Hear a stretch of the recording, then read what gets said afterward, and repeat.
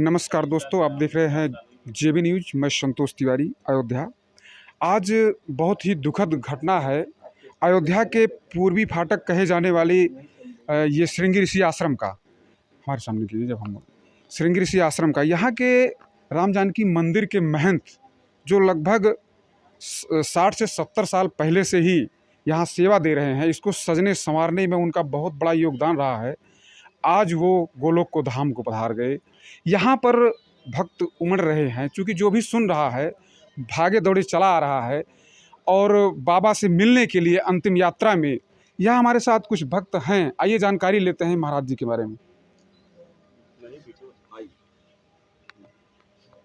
जन्मभूमि today में आपका स्वागत है। जी जी। आज महाराज जी नहीं रहे, श्रृंगी ऋषि आश्रम आज जी अंधेरा छाया हुआ है, शोक में डूबा है। जी। ऐसे में बाबा के ऊपर क्या प्रकाश डाल रहे हैं आप?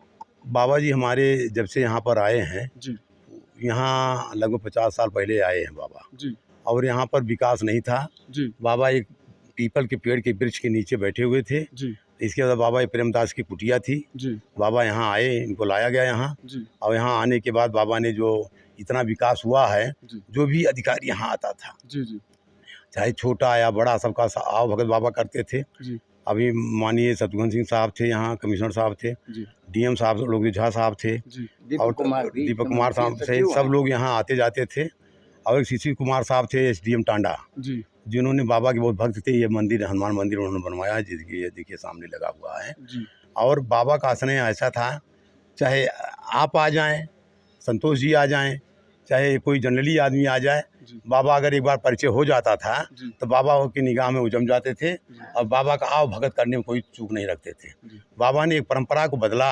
जी। पहले हमारे यहाँ 84 कोस परिक्रमा के लोग वहाँ पर गौशाले में रुकते थे, जी रामशरण बाबा करते थे। इसके बाबा जब वहाँ आए तो वो 84 कोस परिक्रमा के जितने साधु महंत हैं जी वो आकर के यहाँ रात विश्राम करने लगे। जी जी इसमें 3 तरह के साधु आते थे, जो कुछ फलाहारी रहते थे, कुछ भोजन करते थे, कुछ एकदम संत रहते थे।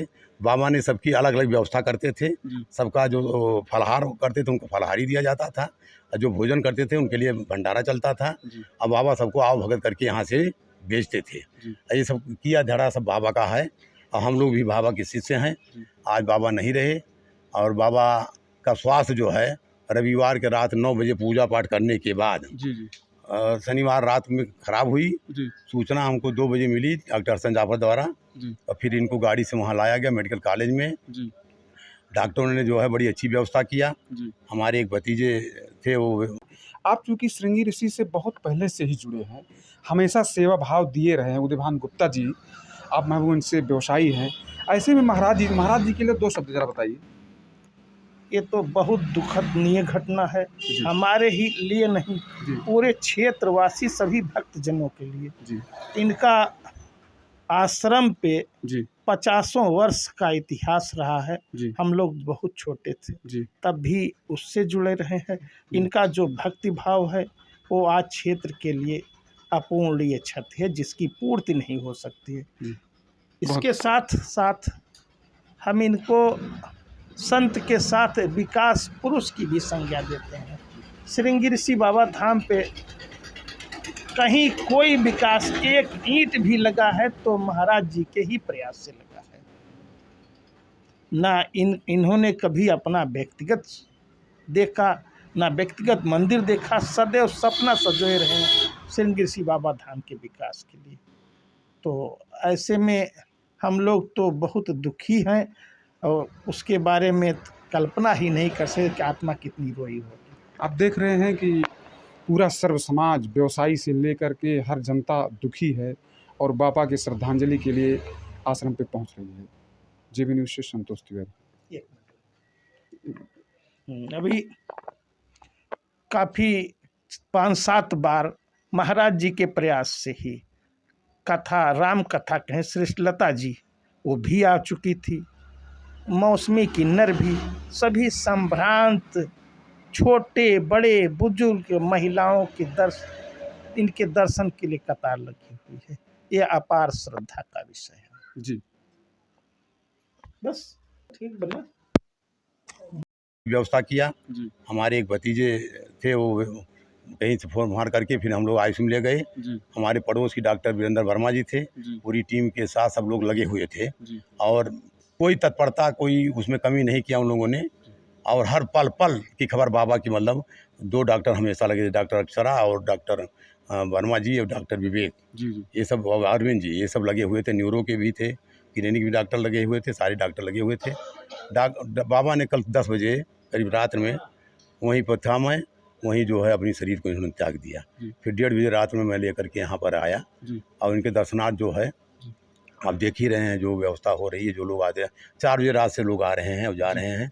2 बजे इनका अंतिम संस्कार का कार्यक्रम रखा गया है, जी जिसमें हमारे हनुमानगढ़ी के महंत बाबा संजय दास, जी हेमंत दास जी, जी ये सब अपने टीम के साथ आ रहे हैं जी और बाबा का अंतिम संस्कार सनातन धर्म के अनुसार किया जाएगा। जी जी। ये है। आप चूंकि क्षेत्रीय हैं, कुछ पॉलिटिक्स में भी हैं, तो ऐसे में बाबा का जुड़ाव कैसा रहा आप लोगों के साथ?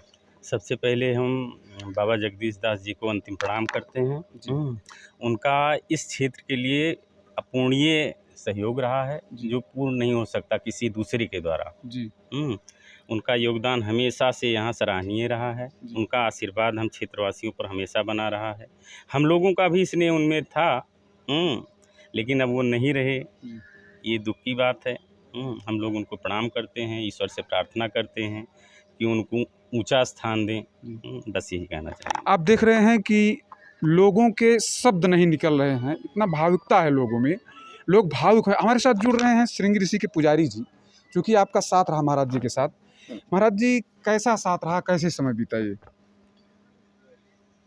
क्या बताएं, बहुत ही दुख की बात है। आज इस राम जानकी मंदिर के महंत बाबा जगदीश दास हम लोगों को छोड़कर चले गए जी और उनके ना रहने से यहाँ श्रृंगी ऋषि आश्रम पूरा शोकाकुल है जी और सभी संत जो भी लोग यहाँ हैं सारे लोग बहुत ही उदास, चिंतित और बाबा के प्रति मतलब बहुत ही समझिए कि नम्र भाव से हैं। जी सब लोग सच्ची श्रद्धांजलि अर्पित कर रहे हैं।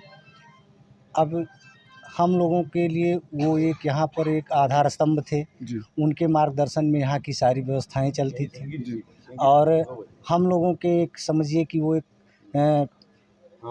मतलब परिवार के सदस्य की तरह थे। जी जी जब से उनकी अवस्था इस समय अस्वस्थ हो चले, तो जब भी उनको कुछ खाने पीने की इच्छा होती या कोई भी आंतरिक इच्छा होती तो कहते थे कि बाबू आज ये चीज़ जो है हम जो है हैं कोई बुला करके जो है कहते थे कि हमारी जो है अंत्येष्टि में कोई कमी नहीं हो।